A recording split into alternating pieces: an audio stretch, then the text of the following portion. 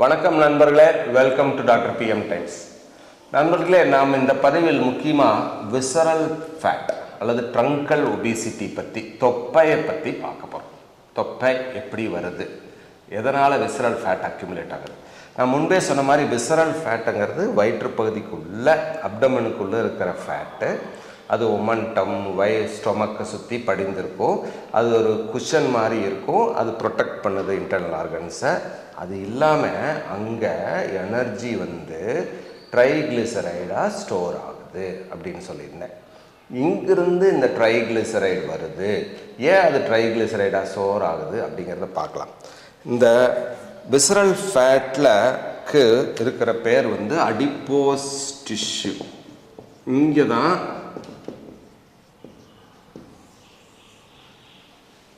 தான் energy stored as ட்ரைஅசில் glycerol. இந்த adipose டிஷ்யூவில் இருக்கிற செல்ஸ்க்கு பேர் அடிப்போசைட்ஸ்.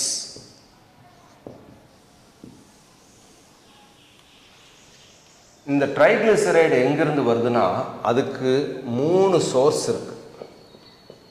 Sources for triglyceride. ட்ரைக்ளிசரைடு எங்கிருந்து இந்த வயிற்று பகுதியில் எனர்ஜி ஸ்டோர் ஆகுது, எங்கிருந்து அது வருது அப்படின்னு.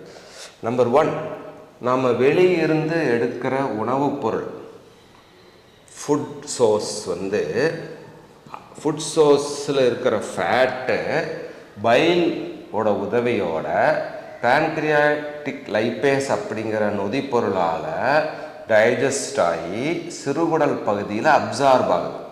அந்த அப்சார்பான ஃபேட் கைலோமைக்ரான்ஸ் அப்படிங்கிற ஒரு பொருளோட சேர்ந்து எடுத்து போகப்படுகிறது. அது எங்கே போகுது? அடிப்போஸ் டிஷ்யூக்கு போய் அங்கிருந்து கைலோமைக்ரான்ஸ்லேருந்து ஃபேட்டி ஆசிட் அந்த ஃபேட்டி ஆசிட் கிளிசராலோட சேர்ந்து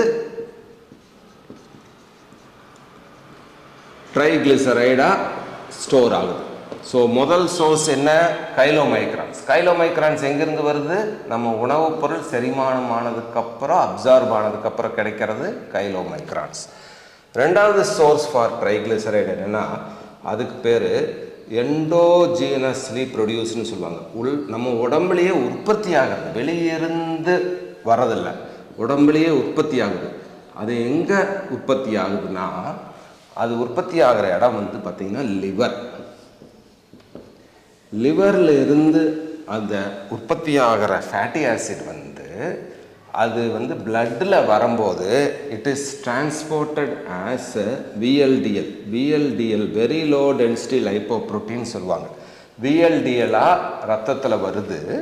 அந்த VLDL பிளட் வெசலில் லைப்போப்ரோட்டீன் லைப்பேஸ் அப்படிங்கிற என்சைம் ஆக்ட் ஆகிறங்காட்டி இதிலிருந்து ஃபேட்டி ஆசிட் கிடைக்குது.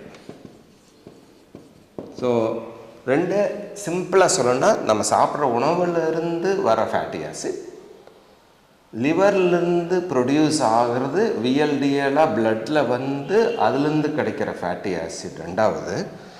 மூணாவது ஃபேட்டி ஆசிட் எங்கே ஆகுதுன்னா, குளுக்கோஸ்,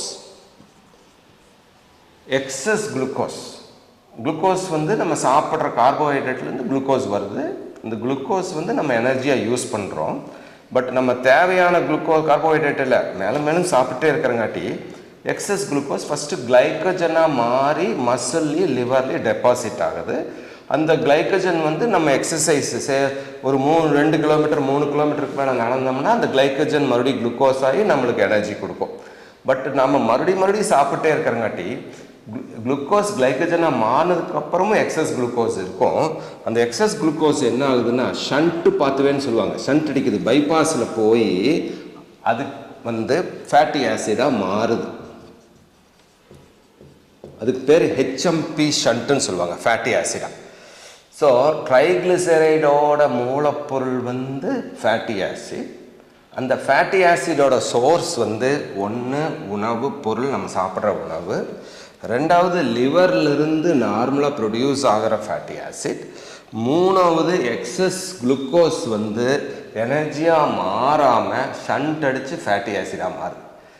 இந்த ஃபேட்டி ஆசிட் மூணுமே அடிப்போஸ் டிஷ்யூக்கு போய் அடிப்போசைட்டோட வேலைனால it reacts with fatty acid வந்து கிளிசராலோட சேர்ந்து இந்த கிளிசராலும் குளுக்கோஸ் மெட்டபலைஸ் ஆகும்போது தான் கிடைக்குது. கிளைக்கோலைசிஸோட ஒரு ப்ராடக்ட் தான் கிளிசரால்.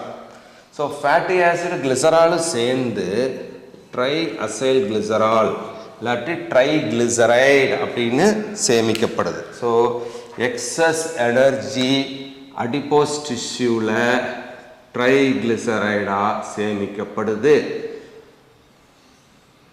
அதுக்கு தேவையான 2 மூலப்பொருள்கள் ஃபேட்டி ஆசிடும் கிளிசராலும். இந்த ஃபேட்டி ஆசிட் எங்கெங்கெல்லாம் வருதுன்னு சொல்லிட்டேன். உணவுப் பொருளிலிருந்து, லிவர்லேருந்து, குளுக்கோஸ்லேருந்து ஷண்ட் அடிக்கிறதுனால. ஸோ இப்படித்தான் நம்ம அடிப்போஸ் டிஷ்யூவில் எக்ஸஸ் எனர்ஜி ட்ரைகிளிசரைடாக சேமிக்கப்படுது. அது ஏன் ட்ரைகிளிசரைடாக சேமிக்கப்படணும் உங்களுக்கு கேள்வி வரலாம். ஏன் குளுக்கோஸாகவே சேமிக்கப்படக்கூடாது, ஏன் கிளிசராலாக சேமிக்கப்படக்கூடாது, சாரி கிளைக்கஜனாக சேமிக்கப்படக்கூடாது? கிளைக்கஜனாக ஏன் சேமிக்கப்படக்கூடாதுன்னா, கிளைக்கஜன் வில் அப்சார்வ் வாட்டர். கிளைக்கஜனோட சேமிக்கப்படணும்னா கிளைக்கஜனோட தண்ணியும் சேர்ந்து சேமிக்கப்படணும். அப்போது ஒருத்தரோட எடை 60 கிலோ, அந்த 70 கிலோ எடையுள்ள ஒரு ஆண் அவரோட எக்ஸஸ் எனர்ஜியை கிளைக்கஜன்னா அடிப்போஸ் டிஷ்யூவில் சேமிச்சார்னா இந்த கிளைக்கஜனோட அளவு மட்டும் 60 கிலோ இருக்கும். ஸோ 60 + 70 அவரோட எடை 130 கிலோ ஆயிரும். இதே அவர் ட்ரைஅசில் கிளிசரால் ட்ரைகிளிசரைடாக சேமிச்சா, நான் முதலே சொன்னேன், ஃபேட் இஸ் வாட்டர் இன்சால்யுபிள், தண்ணியை தள்ளிவிடும் தன்மையை கொண்டது. அதனால் வாட்டரை தள்ளி விட்டுரும். அது ஃபேட்டி ஆசிட் ப்ளஸ் கிளிசரால் ட்ரைகிளிசரைடாக மட்டும் சேமிக்கப்படும். ஸோ 70 கிலோ எடையுள்ள ஒரு ஆணுக்கு இது வெறும் 11 கிலோ தான் எடை ஆக்குப்பை பண்ணும். 70 கிலோவில் 11 கிலோ தான். வேற அதே ஆண் கிளைக்கஜனாக சேமிச்சார்னா எக்ஸஸ் எனர்ஜியை, இந்த கிளைக்கஜன் மட்டும் 60 கிலோ எடையை எடுத்துக்கும். அப்போ அவருக்கு ரொம்ப உடல் பருமன் ரொம்ப ஜாஸ்தியாக இருக்கும். ஸோ ட்ரைகிளிசரைடாக சேமிக்கப்படங்காட்டி உடல் பருமன் ரொம்ப அதிகமாகாமல் பாதுகாக்கப்படுது. நன்றி நண்பர்களே.